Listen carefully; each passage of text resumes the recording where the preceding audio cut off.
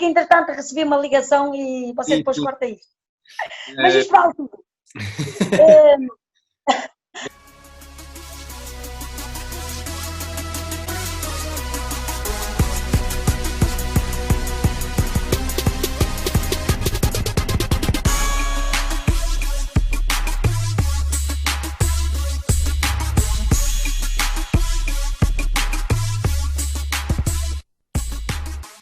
Ai, ai, ai, ai, ai, que emoção! Hoje temos aqui um setting de pace muito especial e muito especial porquê? Primeiro, porque temos aqui alguém que era a alma de todas as praxes que aconteciam nas seleções nacionais nos anos 90. Segundo, porque ao longo da sua longa carreira já deu aulas de língua portuguesa a japoneses sempre que pôde e não perde uma boa brincadeira. E também é famosa por ter vencido a maratona, o campeonato mundial, que teve menos 400 metros e por isso não é uma maratona, não é? Mas pronto, temos aqui alguém que construiu um enorme legado, é ela, Manuela Machado. Muito obrigado por ter aceito o convite para esta espécie de entrevista. Obrigado, e você estudou muito bem a lição. Claro, eu tenho informantes em todo o lado. Se não é preciso ter informadores, basta ler o que está escrito, que sabe tudo. Sim, o livro que saiu em 2015, não é? Claro. Pois, eu espero que lhe tenham dito que isto é uma espécie de entrevista e que aqui é tipo carnaval, ninguém pode levar a mal. Não, mas também só se responde se quiser, não é? Claro, claro. Bem, vou começar por perguntar-lhe como é que era a Nelinha lá por Cardielos, Viana do Castelo. Já era assim toda brincalhona ou era tímida? Não, claro, tenho a minha timidez também, não é? Acho que toda a gente tem um bocadinho da sua timidez. Mas sempre fui bastante brincalhona desde criança e sempre gostei de brincar mais com os rapazes do que com as meninas. Sempre fui divertida, sim, isso é verdade. E sabemos que nessa idade foi até ao 6º ano na escola e depois parou. Sim. Por opção própria ou para ajudar os pais? Pelas duas coisas. O meu pai é pedreiro, a minha mãe era doméstica, nós somos 4 irmãos e era só o meu pai a trabalhar. Sempre senti o carinho deles e nunca me faltou nada. Agora, assim, a partir daí eu decidi que queria ter as minhas coisinhas próprias e decidi eu ir trabalhar. Mas eles sempre me incentivaram para eu estudar, como os outros meus irmãos, eles sempre incentivaram para nós estudarmos e para continuarmos, que iam fazer tudo por tudo para que nós chegássemos mais longe nos estudos. Até era boa aluna. E depois chega ao atletismo por influência do irmão, aos 18 anos, mas não foi só por causa da influência do irmão. Nessa altura também decidiu ir àquela prova para começar o enxoval, não foi? Não, mas não. Foi mesmo só pela influência do meu irmão. O meu irmão já corria há muitos anos, é o segundo dos irmãos, sempre correu pelo prazer de correr e porque gostava de correr e sempre me incentivou. Um dia, em maio, havia aqui na terra, na aldeia vizinha, uma corrida e ele incentivou-me a ir lá participar e assim fomos, atravessámos o Rio Lima de barco, que é mesmo a aldeia em frente à minha, só que temos o Rio Lima a dividir e passámos de barco e aí fui correr, mas não foi nada a pensar em enxoval, mais porque eu nem pensava em namorados, eu queria era brincar com os rapazes e divertir-me e na altura nem pensava em namorar, nem em casar, nunca foi uma opção, não estava nas minhas ideias, nada disso. Sim, nada. E depois cheguei lá, estavam outras raparigas que já corriam há muito, já com um nome a nível nacional conhecido, e foi daquele género, partir a matar, chegar a morrer. Foi mesmo. Deram um tiro de partida, foi a partir para a frente, nunca mais parei. E ganhei a corrida, e depois nunca mais parei. Mas essa corrida, eu disse do enxoval, porque normalmente davam assim eletrodomésticos. Não, deu uma taça enorme, quase do meu tamanho na altura, também é pouco maior, pouco mais pequena era, que eu não cresci muito mais. Ganhei uma taça do meu tamanho quase. Também coube no barco, coube no barco. Teve que vir no barco, claro. E depois eu lembro-me que andei quase toda a tarde a mostrar aqui à freguesia a taça que eu tinha ganho, não sei o quê, não sei o quê. Sabe que isto foi em 1982 ou 83, por aí, não me lembro bem. Sim, sim, Há sim. muitos anos atrás. E claro, aqui para a freguesia nenhuma rapariga corria, nem eu acho que aqui até na zona de Viana não havia muitas mulheres ainda a correr, ou muitas raparigas a correr, e realmente aqui na freguesia foi uma alegria eu E, ter vencido aquela taça enorme. sim, a Manela disse que na prova foi partir a matar, acabar a morrer, e foi essa expressão que usava também nos treinos inicialmente, que era todos os dias tinha de ir melhorando. Todos os dias tínhamos que bater um recorde do percurso. Fazíamos o nosso treino, eu não sabia o que era, nunca sabia o que era treinar, não é? Então nós fazíamos daqui da minha aldeia até Viana e todos os dias tínhamos que melhorar, nem que fosse 10, 20 ou 30 segundos. Se melhorássemos, era sinal que estávamos em forma. E portanto era assim o treino. Eu nunca tinha ouvido falar em séries, nem fartleques, nem treinos longos, nem treinos específicos, nunca tinha ouvido falar nada disso. Só aprendi isso muito mais tarde, quando cheguei ao Sporting de Braga. Sim. E foi nessa fase que lhe começaram a chamar Tolinha, sempre que haviam correr na Sim, Estrada Nacional sim, em direção claro. ao Rio. Sim, foi nessa altura que os senhores de mais idade chamavam e criticavam e mandavam bocas os senhores já de mais idade, sim. Mas eu sempre tive uns pais que sempre foram com uma cultura muito grande a nível desportiva e tenho uns pais que nasceram em 1930, mas sempre me apoiaram. O meu pai, tudo que era desporto, ele falava, ele percebia, ele estava a par de tudo e sempre me incentivou dizendo, minha filha, não ligues porque nós é que somos os teus pais e nós é que sabemos. Não ligues a esses senhores. Mas esses senhores foram aqueles que mais tarde me batiam palmas e me pediam desculpa porque realmente ter dito aquilo. Pois, eu ia perguntar se esses insultos, digamos assim, continuaram ao longo da carreira. Eu não, eu fui realmente nos primeiros anos, quando fui para o Sporting Clube de Braga, tornei-me muito mais conhecida, embora sendo um segundo plano durante muitos anos, mas esses senhores depois eram aqueles que me aplaudiam e que me pediam desculpa e que batiam palmas e que me agradeciam muitas vezes, muitas vezes. A chegada ao Sporting Braga acontece depois de vencer a São Silvestre de Braga, não Em foi? Braga, foi. E eu sei que alguém foi lá bater a casa dos seus pais. Quer contar a história? Eu, na altura, eu trabalhava já numa, que ainda hoje existe, na Quinta Dom Sapo, que é turismo no espaço rural, e já trabalhava lá. E os donos dessa empresa tinham um hotel em Viana, que era o Hotel Afonso III, e eles tinham ido viajar.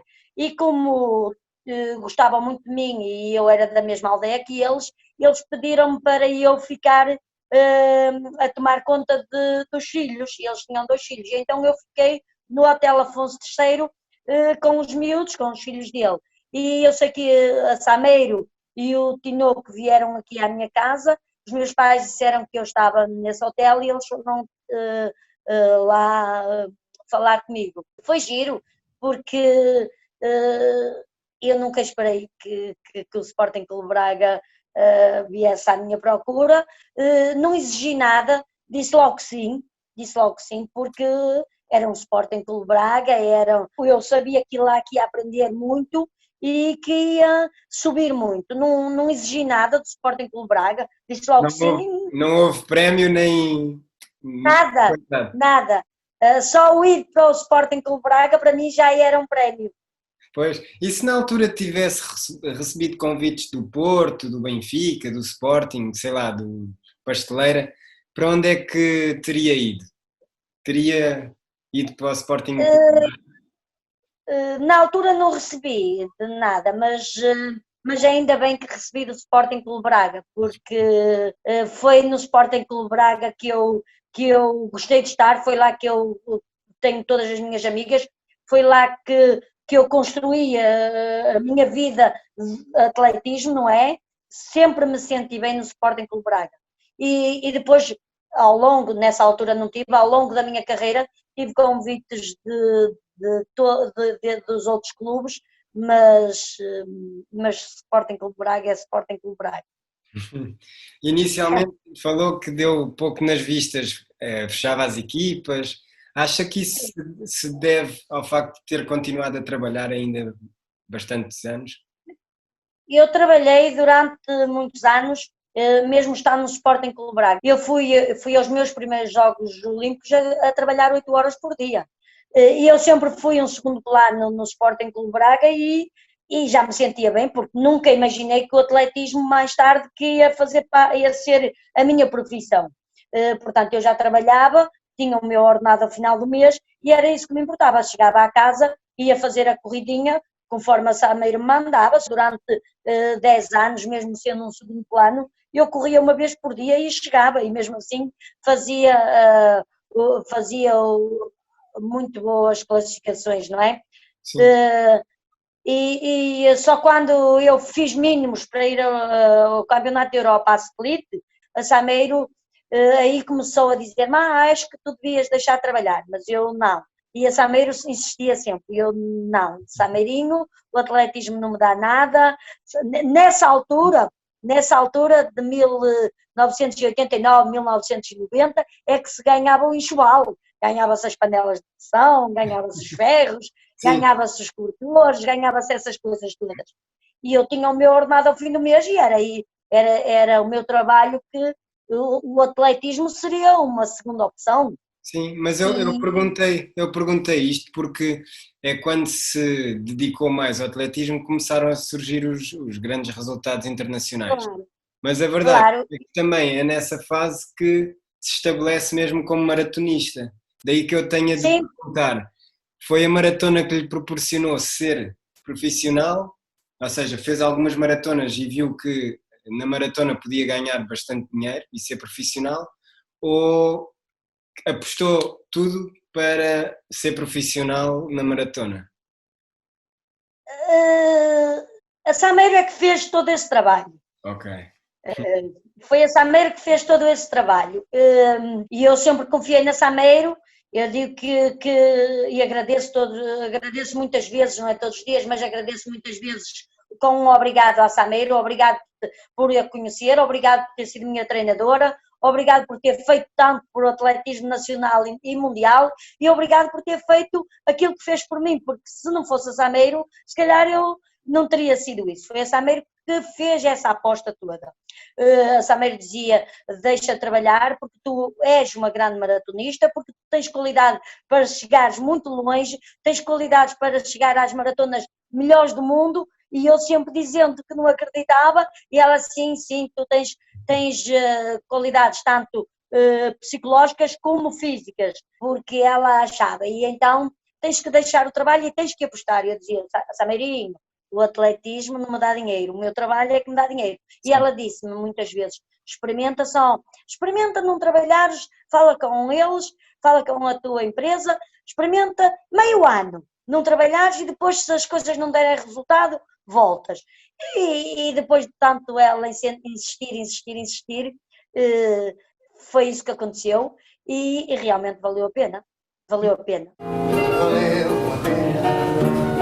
Mas Manel, infelizmente está-me a dizer que ela acreditava muito em si, mas na estreia da sua maratona houve uma situação bastante caricata que ela disse, tenho de correr para X, e a Manela teve de parar para cumprir, não é? Porque senão podia ter feito um tempo muito melhor. A minha primeira maratona foi em Paris e ela disse, treinava uma vez por dia, trabalhava, e ela disse-me, eu quero que tu corras e vais correr para 2 horas 45. E então eu não havia GPS, não havia nada, eu nunca tive dessas coisas, não tinha nada. Então tinha aqueles relógios da Cássio com um cronómetro, mas eu nem com isso corria, porque eu detesto correr com relógio, nunca corro com relógio e corro sempre sem nada. Então ela escreveu-me aqui no braço os tempos de passagem, aos 5, aos 10, aos 15, aos 20, aos 25, aos 30, de 5 em 5. E como todas as grandes maratonas têm os cronómetros também de 5 em 5, e eu ia vendo, cheguei aos 10 quilómetros, teria que, para fazer 2,45, teria que passar com 40 minutos. Eu passei com 38 minutos, parei 2 minutos para chegar aos 40 e aí sim terminar com 2,45 e foi com 2,45 que eu terminei.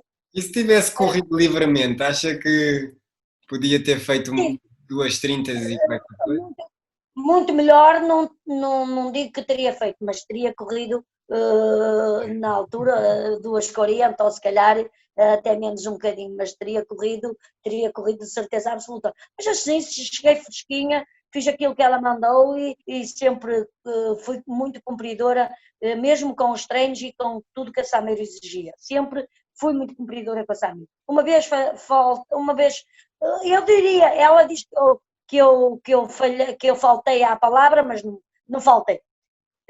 Ela diz que em Helsínquia, porque assim, em Helsínquia ela diz-me, Manela, só sais do grupo quando eu mandar. Ela mandou e eu saí de vez, só que ela ficou muito atrapalhada porque eu saí e ninguém foi comigo. E ela ficou muito atrapalhada dizendo, eu mandei de sair, mas não era tão rápido. Mas pronto, mas foi giro.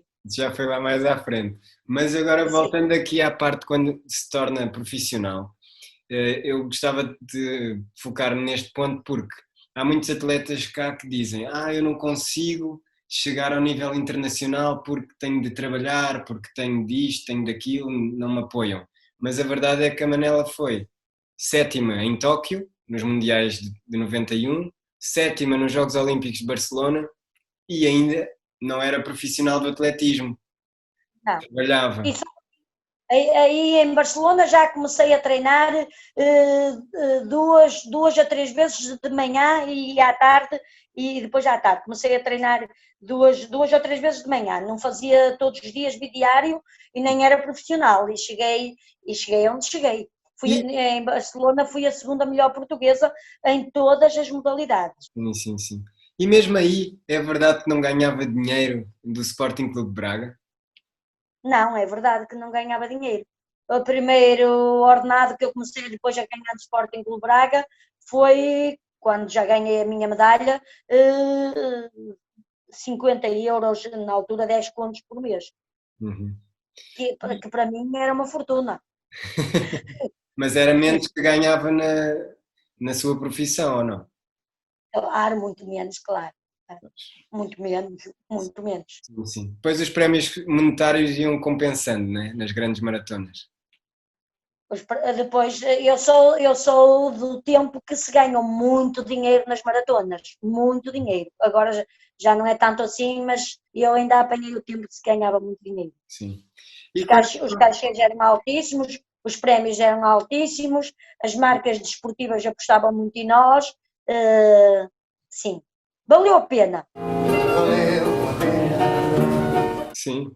E quais foram as maiores diferenças que começou a sentir a nível de treino quando passou a ser profissional? Foram os bidiários? Pronto. Muito, foi bastante, muito mais exigente. Aí o atletismo já não passou a ser. Está bem que é prazer, acaba por ser prazer porque ninguém me obriga a correr, ninguém me obriga a nada e estou ali por aquilo que gosto. Sim. Mas tem dias que aquilo é muito desgastante, temos que cumprir os treinos já à risca e claro, é duro, é bastante duro porque treinas de manhã e passou a ser diferente, passei a treinar o dobro do que aquilo que treinava. Sim. E claro, as séries, os treinos de técnica na pista muito mais exigentes, mas é como lhe digo, ninguém me obrigava, era eu que queria, era eu que gostava e era eu que realmente depois quando começas a fazer boas classificações, não é? Obriga-te a treinar muito mais.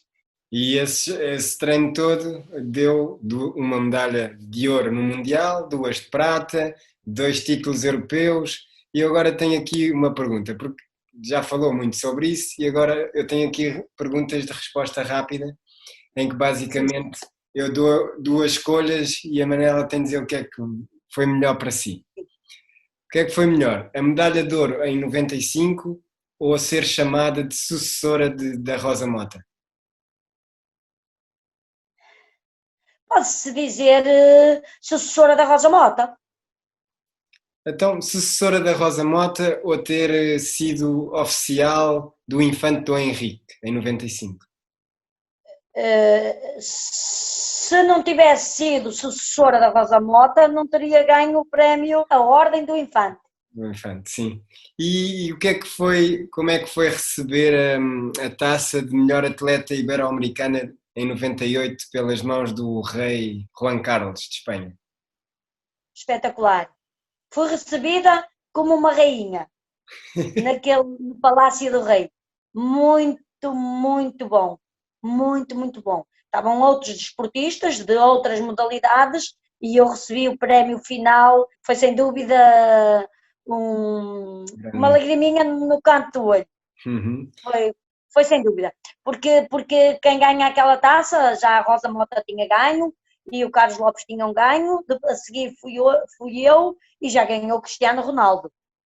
Porque aquele prémio é uma taça enorme, que vem um ano, é tipo a taça dos campeões europeus de futebol, tipo Sim, isso, sim, a sim. taça vem, a taça vem um ano para a tua casa, enorme, o teu nome fica lá gravado à volta da taça, no final de um ano tens que a devolver e ficas com a réplica. E foi sem dúvida um orgulho enorme ter essa taça aqui. Poucos portugueses já têm. O pior é se na altura roubassem a casa e levassem a taça. Depois deixava de. Olha, ia ser uma- paciência. E olha, o que é que foi mais, o que é que foi melhor para si? Ter ganho a medalha de ouro em 95 ou o Mercedes que ainda hoje dá uso? Foi sem dúvida a medalha. Eu pensava Mercedes. que ia dizer o Mercedes, porque o Mercedes teve uso e a medalha não tem uso nenhum, não é? Tem um grande valor Ai, sentimental. mas prefiro a medalha que o Mercedes. Tanto que deu o Mercedes, não foi? Ofereceu o Mercedes ao marido. Sim, mas está aqui em casa, mas prefiro a medalha. Então vamos agora a uma rúbrica que eu chamo de verdade ou mito. E temos aqui muitos que me foram dizendo e que eu queria ver esclarecidos. E começando logo pelos Mundiais de Gotemburgo, eu vou perguntar se é verdade ou mito que antes da partida disse a toda a gente da comitiva que ia ganhar e que em vez de estar estressada com a prova em si, estava era estressada com a escova do cabelo, a maquilhagem, como é que ia ficar no pódio. É verdade. Eu não sou de maquilhagem nem de cabelo, mas realmente eu tinha quase a certeza que ia vencer. Eu fui para lá confiante que ia ganhar, porque eu sabia como estava. Eu 15 dias antes fiz um teste de 30 quilómetros e foi espetacular. E a Sameiro quantas vezes me dizia, Manela, por exemplo, ia fazer um treino 15 vezes 1000. E a Sameiro dizia, quero que faças para 3,20. E eu andava, por exemplo, 3,10. E a Sameiro dizia, eu quero que faças mais devagar. E eu dizia, eu não consigo, porque as pernas querem andar. E eu via nos treinos que era diferente. Eu via que as pernas queriam andar em todos os treinos. E eu sabia que ia vencer. Tinha quase a certeza que ia vencer. E eu dizia muitas vezes, eu vou para a partida, se me vejo olhar para a esquerda e olhar para a direita é para ver quem vai ser a segunda. Porque eu estava muito confiante, sempre muito confiante. Era muito forte psicologicamente, acha que. Sim, bastante, bastante. Bastante. Eu dizia a todos eles, a maior parte dos atletas do meu tempo, da velocidade, de todos eles bastante nervosos no autocarro, que muitos coincidiam com as corridas umas com as outras, íamos no mesmo autocarro, iam bastante nervosos e eu perguntava-lhes porquê? Temos que estar relaxados porque vamos fazer aquilo que nós queremos. Ninguém nos obriga a estar lá. Nós fizemos o mínimo para estar lá. Só estar lá os portugueses e a Federação já têm que estar orgulhosa de nós. Portanto, nós vamos fazer o nosso melhor depois, mas nós estamos lá por mérito. Se correr mal, ninguém mais que nós fica triste, não é? E nós temos os nossos objetivos e os nossos sonhos. E se conseguirmos concretizar, melhor. Se não conseguirmos o nosso melhor, Sim, Portanto, tínhamos que estar, se estivermos bem daqui, melhor ainda. exatamente. Mas eu conheço muitos atletas que ficam super nervosos e não conseguem dormir antes da corrida, não sei o quê. Não acontecia nada disso.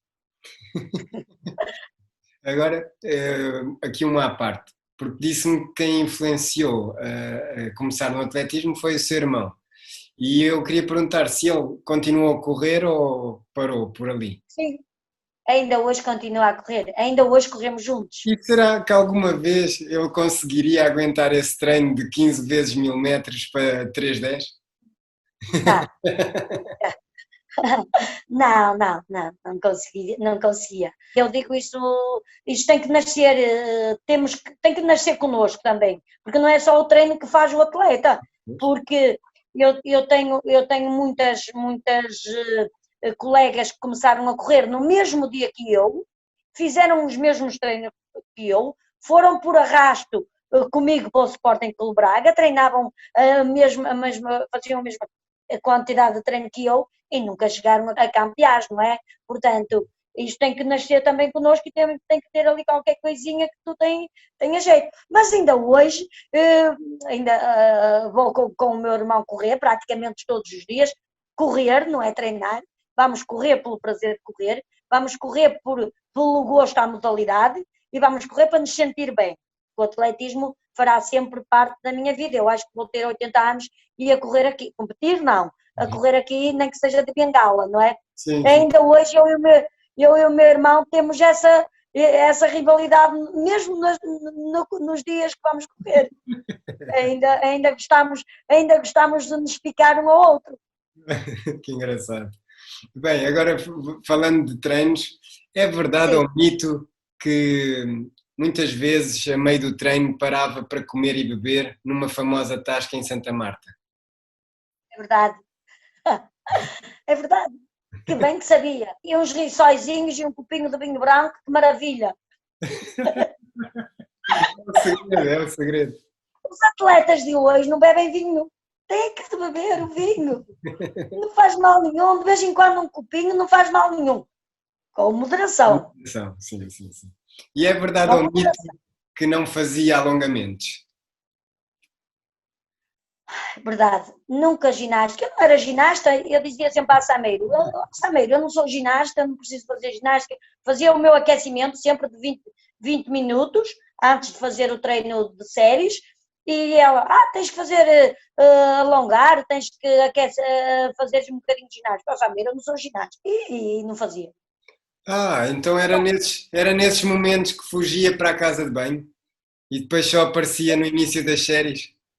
Eu não precisava fugir, ela confiava em mim. Não precisava de fugir. É verdade, não gostava de fazer ginástica. Não gostava? E no final de uma maratona, quando lhe queriam oferecer isotónicos, a Manela queria era refrigerantes. Não. Água. Eu nunca, em todos os meus abastecimentos, eu punha os meus bidãozinhos nas mesas que há dos abastecimentos, mas o que continha dentro dos bidões, água, mais nada. Não me sentia bem com outras bebidas, não, nunca. Se calhar, se fosse agora e depois de estudar mais um bocadinho, se calhar até eu perdia sal, perdia açúcar, perdia essas coisas todas durante a maratona, e se calhar, mas eu experimentei uma vez e não me senti bem, experimentei exaustar num treino, não me senti bem e então eu só punha água. Claro, a bebida que eu gosto muito, até que eu gosto mais, é a Coca-Cola, mas no final geralmente não bebia. Mas nos Jogos Olímpicos de Barcelona, eu senti-me tão mal no final da maratona, e até há uma imagem na RTP que dá no final, e eu chego à meta, começam a entrevistar-me, e eu digo, desculpem, estou-me a sentir mal, e fui vomitar. Aí, eu estou a ficar um bocado mal disposta com estas luzes.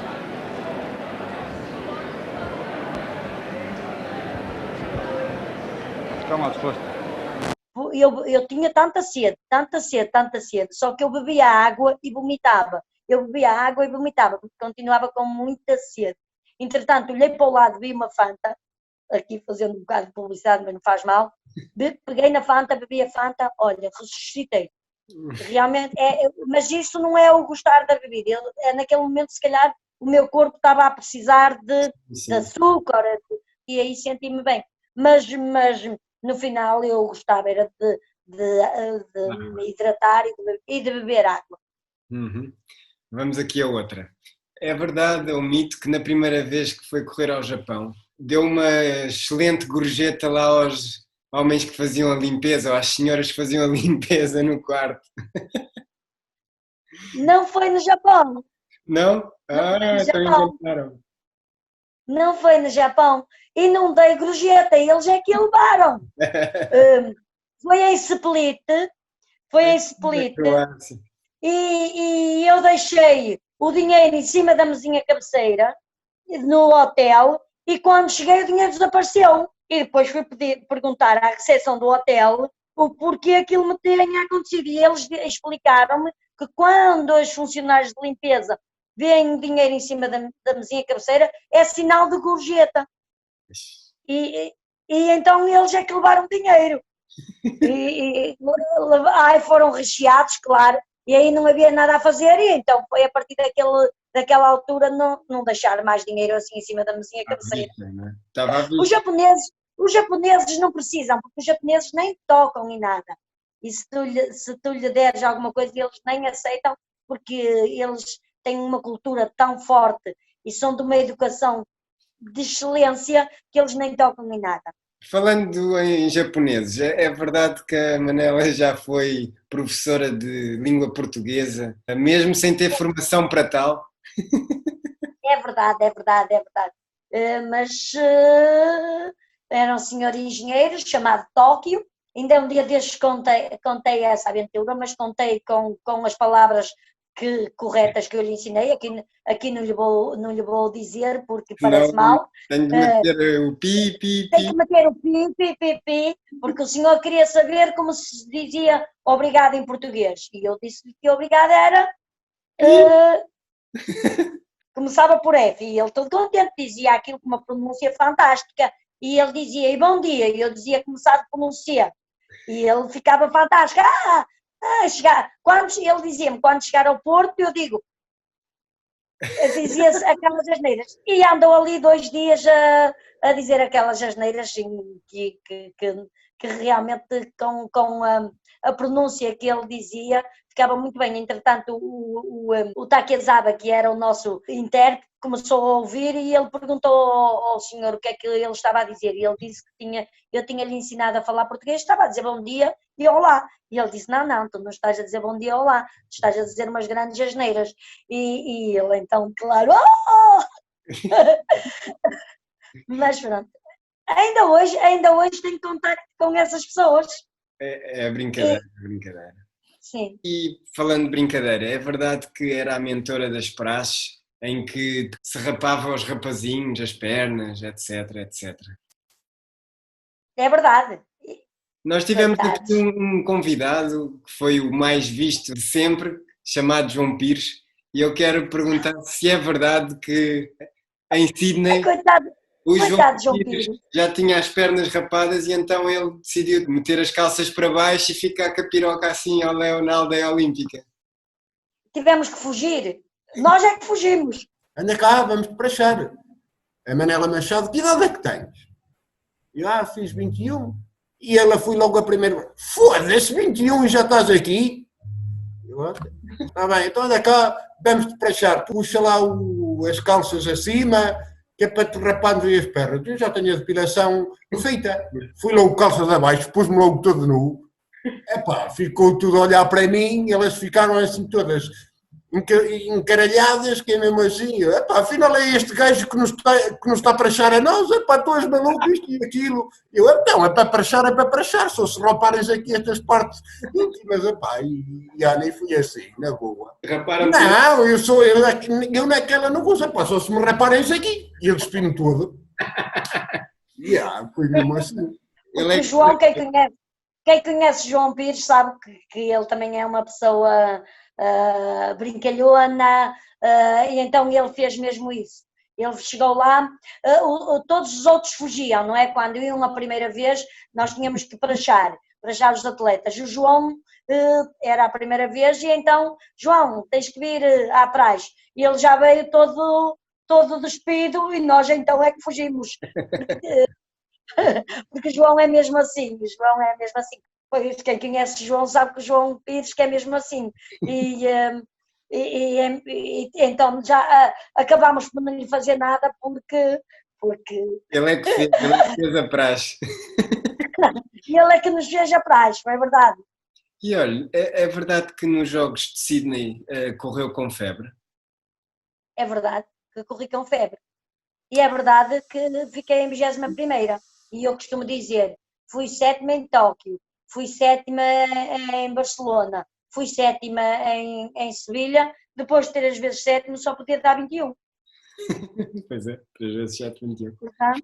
Portanto, Mas é verdade que isso é uma desilusão na sua carreira.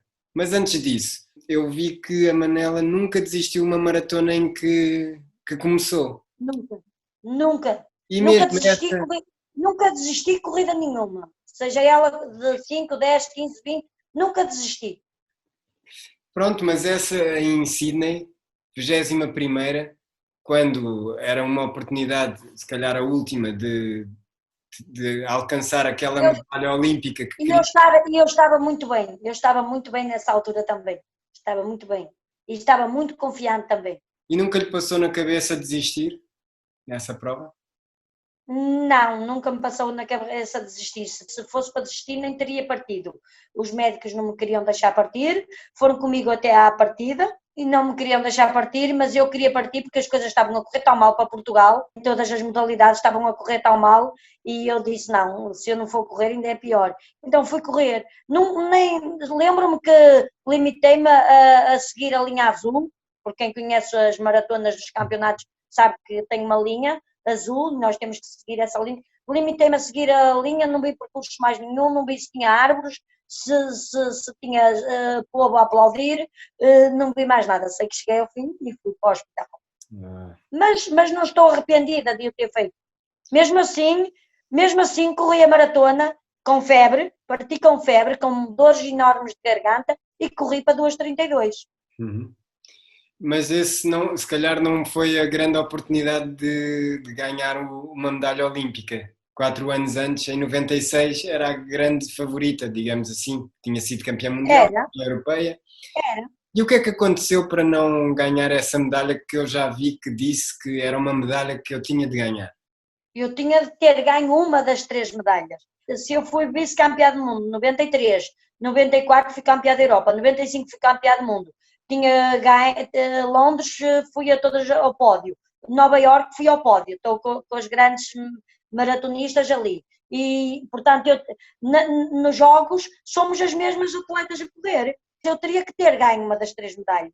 Teria que ter ganho. Eu sei que teria, era o meu objetivo, era a minha ambição, e era isso que eu e treinei para isso. Agora, o que aconteceu? Não sei. Trabalhei tanto, estagiei, se calhar conhecia demasiado bem o percurso e estava confiante demais, porque eu estagiei em Atlanta no ano anterior, estagiei lá um mês, corri diversas vezes no percurso, se calhar conhecia demasiado bem o percurso e estava confiante demais. E depois a Almá, o Tapipi foi para a frente, eu fui atrás, se calhar exagerei e depois paguei na parte final. Mesmo assim fui sétima. E se Portugal tivesse muitos 7º lugares em todas as modalidades, era um dos melhores países classificados nos Jogos Olímpicos. Uhum. No meu tempo, o 7º lugar, para mim também foi. Era uma desilusão que os jornalistas, a maior parte, escreveram nos jornais desportivos e não só, escreveram. Manuela Machado, desilusão. Hoje em dia, se os portugueses forem aos Jogos Olímpicos e ficarem um 7º lugar, são os maiores porque fizeram um 7º lugar, entende? Porque vê-se, 7º lugar nos Jogos Olímpicos, é um excelente lugar, os 8 primeiros lugares são finalistas nos Jogos Olímpicos, o meu foi uma desilusão. E também foi uma desilusão aí para alguém da sua terra, não foi? Porque disse numa entrevista que ouviu... Alguém Sim, dizer, sim. está ali a desilusão portuguesa. Sim, Bom. ouvi e chorei. Mas em Atlanta eu também ouvi. Geralmente eu só conto isto a pessoas amigas e familiares assim chegados. Mas já agora vou-lhe contar. Eu terminei a corrida em Atlanta, já foi há muitos anos atrás, agora pode. E nós terminámos no estádio. E depois entramos dentro do estádio e eu fiquei numa salinha fechada, ia num corredor e vi uma porta de uma sala aberta e sentei-me nessa sala, chorei sozinha, fiquei para aí 2 horas lá, encostada à parede, chorei. No corredor passaram uns portugueses, que não vou dizer quem, Mas também do atletismo. do atletismo, e eu vi esses portugueses a falar. Ela foi uma desilusão, e logo à noite vai a outra, e logo à noite vai a outra. Uma já foi, e logo à noite vai a outra. Foi o que me chocou mais, foi isso. Estava a chorar porque me tinha corrido, porque não era aquilo que eu queria, mas no fundo era um 7º lugar, não é? Mas não era aquilo que eu queria, e eu vi esses portugueses, portanto há muitos outros. Depois fui-me embora para o hotel, dormi com a roupa que corri, não tive sequer coragem de tirar a roupa e de tomar banho. E depois, olha, tive que recuperar, porque realmente, e eu não sou nada dessas coisas, eu não sou nada de ficar desiludida, mas nessa altura fiquei. Tenho aqui agora uma pergunta difícil. Qual foi a sua maior frustração? Não ter realizado o sonho de conseguir a medalha olímpica ou não ter conseguido realizar o sonho de ser mãe? É difícil, porque eu queria as duas coisas, Sim, entende? sim. Eu queria as duas coisas, mas ter sido mãe é muito melhor que ter sido campeã olímpica, sem dúvida. Pois, e essa pergunta que era, se trocava a sua carreira toda para hoje em dia ser mãe de uns jovenzinhos? Não, não trocava, não trocava. Sinceramente, não trocava. Faria tudo de novo. Mesmo sabendo que não iria ter, eu faria tudo de novo. E depois houve uma altura que eu decidi então parar e dizer não, parou a alta competição, depois regresso porque quero ser mãe. Não aconteceu. Fiz inseminação in vitro, 5 inseminação in vitro, procurei um médico, procurei ajuda, não tenho problemas nenhum de dizer, mas digo-lhe sinceramente, na altura que fazia as inseminações, que depois tínhamos que esperar, fazer o teste 15 dias depois para ver se estava, nunca fui abaixo, porque nunca senti falta de uma criança, entende? Eu queria muito ter, mas Sim. nunca senti muita falta, porque eu sou rodeada de sobrinhos que me amam, que me adoram, que sempre estiveram de volta de mim e sempre tive crianças em casa. Portanto, gostava muito de ter tido uma, mas nunca sentia falta de criança, porque se realmente eu tivesse sentido, eu teria procurado, teria adotado, teria não sei o quê. Não, sempre tive muitas crianças à minha volta e isso ajudou-me a que não fosse frustração nenhuma. Sim. E atualmente, já há alguns anos, que lida com jovens, não é? Tanto Sim. a nível de clube que fundou e também na sua profissão. Sim, nas escolas, o atletismo nas escolas. Ou então com o meu clube de terças e quintas. E eu não quero que eles sejam campeões como eu fui. Eu quero é que eles sejam bons estudantes, boas pessoas e que façam desporto. Isso Depois... deve-se ao facto de ter abandonado a escola muito cedo e depois ter voltado a estudar já muitos anos depois. E digo mais, e isto é um conselho que eu digo a todos os jovens que são bons no atletismo. Se quisermos, podemos fazer tudo. Estudem, tenham um curso, porque se o atletismo não ganhares muito dinheiro, não ganhares uma medalha, não ganhares uma grande maratona, um grande campeonato, esquece. Se tiveres um curso, se tiveres teu canudo, um dia terás um futuro assegurado. Sim. Sentiu alguma dificuldade de adaptação à vida normal, depois de acabar a carreira? Não, eu não senti. Porquê? Porque a minha Câmara de Viana do Castelo sempre me apoiou, sempre me incentivou, sempre me deu todo o apoio que eu está bem, que também eu fiz muito por a cidade e muito por o desporto, e muito, se tu não fizeres, não tens um estádio com o teu nome. Um estádio municipal Manuela Machado, Rua Manuela Machado, tens de fazer alguma coisa, não é? para tal. Mas se calhar outras câmaras não apoiam tanto outros atletas como esta Câmara de Viana do Castelo me apoiou a mim, não é? Porque nunca senti que eles, a falta de apoio daqui do município de Viana do Castelo. E, portanto, hoje eu estou, há 18 anos, sou funcionária, trabalho, não sou funcionária só de nome, trabalho, mas ainda bem, porque se não tivesse ganho uma medalha. Até um primeiro plano, há primeiros planos nacionais que não ficam ali bem classificados, mas não ganham medalha. E depois o futuro. O desporto acaba cedo, acabamos jovens, e depois o futuro. É isso que, tendo estudos, temos um trabalho e é muito mais fácil arranjarmos trabalho. Sim. Então vamos lá à última fase, que é o do já ou nunca, em que eu faço uma afirmação, uma pergunta, e só quero que me responda já ou nunca. Está bem. Então vamos lá.